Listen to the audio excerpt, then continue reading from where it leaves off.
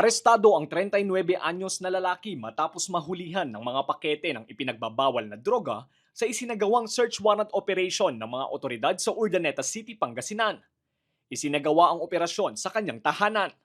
Kinilala ang sospek na si alias Milo na isa ring high-value target ng mga otoridad sa usapin ng iligal na droga.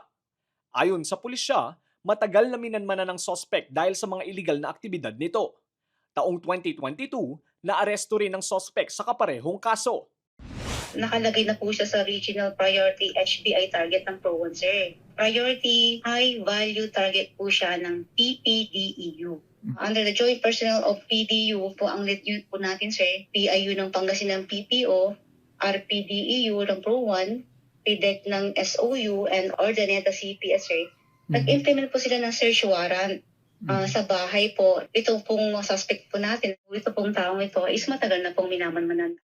Nasamsam sa sospek ang 12 heat-sealed transparent plastic sachet na naglalaman ng umano'y shabu na tumitimbang ng mahigit kumulang 60 gramo at may standard drug price na 408,000 pesos.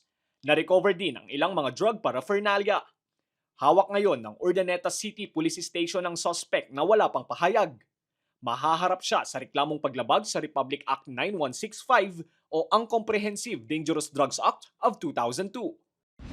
Hindi po kami titigil para po hulihin yung mga taong lumalabag sa ating batas. Pero po, hindi po namin ito magagawa kung wala po inyong suporta para po masawata or mahuli po ang mga taong ito. Lester Narag, Balitang, Solid North.